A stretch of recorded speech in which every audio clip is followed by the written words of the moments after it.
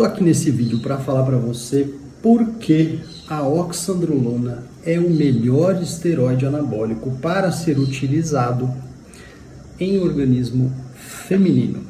Por que, Lucas? Bom, se eu pesquisar na maior ou nas maiores bases de dados, por exemplo, uma pesquisa que eu fiz aí, recentemente de oxandrolona no PubMed, né, uma das grandes bases de dados, olha só que interessante, estudos randomizados controlados em humanos, tá?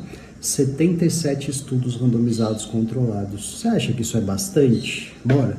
Estudos clínicos terapêuticos, eu tenho 91 e mais 6 revisões sistemáticas com meta-análise de dados, o que coloca esse esteroide anabólico no ranking, na colocação número 1 com relação a outros esteroides. Vamos comparar, por exemplo, com outros esteroides que são geralmente falados como sendo potenciais não agressivos para quando eu uso em mulheres. Quanto que isso foi estudado verdadeiramente? Vamos colocar o hemogenin, a oximetolona. Enquanto eu tenho 77 na oxandrolona, eu tenho 12 com hemogenin. Enquanto eu tenho 77 com a oxandrolona, eu tenho 7 com primobolan. Turinabol, que é bastante falado também, eu tenho 4 versus 77.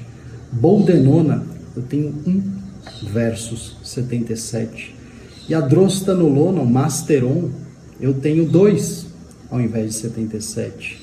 E a trembolona, eu tenho 0 estudos em humanos. Então, de fato, em termos de ranking de estudos relacionados ao uso humano, a oxandrolona, sim, é o esteroide que até hoje mais foi estudado em termos clínicos de uso. E tem algumas coisas muito interessantes também. Quando eu avalio o uso específico em organismo feminino, por exemplo, pegando síndrome de Turner, né, uma alteração genética ligada ao cromossomo X, eu tenho 22 estudos randomizados controlados, traduzindo mais de 1.600 pacientes de 2 a 24 anos, feminina, acompanhadas de 1 até 6 anos, nas dosagens que equivaleriam a uma pessoa de perto de 60 quilos, entre 2 e 8 miligramas, tá bom? Então, entre 2 e 8 miligramas é mais ou menos a dosagem, que varia de 0,03 a 0,125 miligramas por quilo por dia. Então, para nós adultos ou mulheres de aproximadamente 60 quilos, eu tenho uma dosagem de 2 a 8 miligramas que foi extremamente estudada de uma maneira bastante específica. E como resultados, né? Olha só que interessante, como são mulheres muitas vezes jovens, né? Um efeito positivo no crescimento, sem a aceleração da maturação óssea, porque a oxandrolona não vira testosterona, não vira DHT, porque já é derivado do DHT, e não vira estradiol, e nem aumenta estradiol também. Então, o que teoricamente aceleraria o processo de maturação óssea, né? E de todos os efeitos que eu vou falar aqui, todos foram estudados em estudos randomizados controlados, e no máximo a maioria deles foi transitória e considerados de leve até no máximo moderados, com relação ao perfil lipídico, morfologia e função hepática e renal, metabolismo de glicose, níveis pressóricos, função tireoidiana, tem um papo aí, né, que a oxandrolona influencia na tireoide, é mentira, perfil hematológico, aumento do hematócrito, desenvolvimento mamário, alterações de comportamento, de agressividade, de humor, interesse sexual, interesse romântico e percepção de gênero.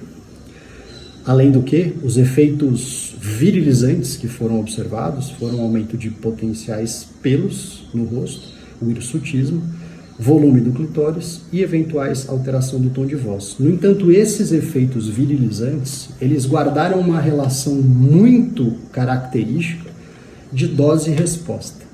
E a dose a partir do qual eu começo a aumentar a probabilidade de efeitos virilizantes é a partir de 0,03 miligramas por quilo dia, o que equivale a uma pessoa de mais ou menos 60 quilos, perto de 2 miligramas. E olha só, 2 miligramas tem todos esses efeitos clínicos, inclusive de melhora de composição corporal.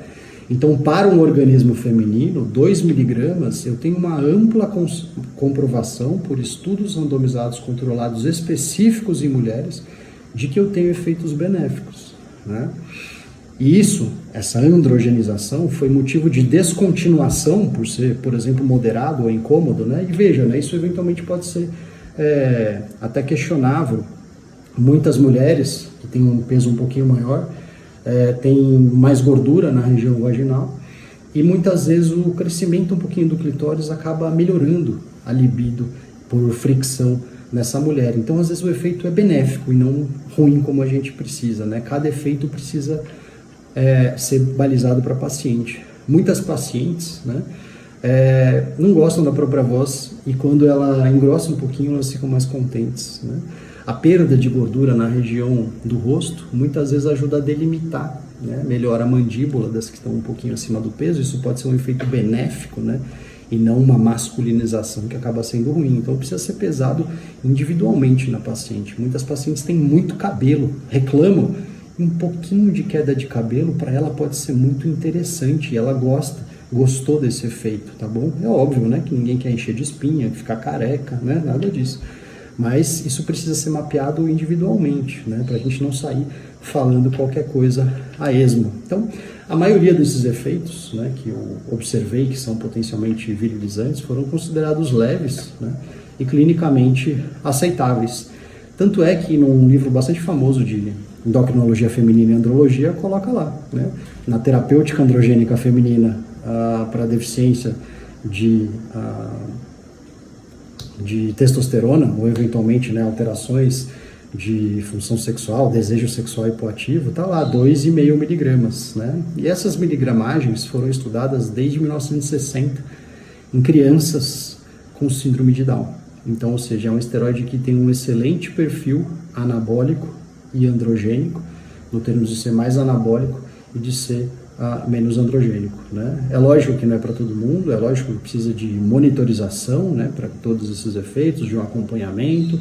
Isso precisa estar associado, o tratamento hormonal também, com um estilo de vida saudável, né, um mapeamento aí de fatores de risco. Mas, só para deixar claro aqui, que a oxandrolona, do ponto de vista científico, e contra fatos não tem muito argumentos, independente de quem fale, né?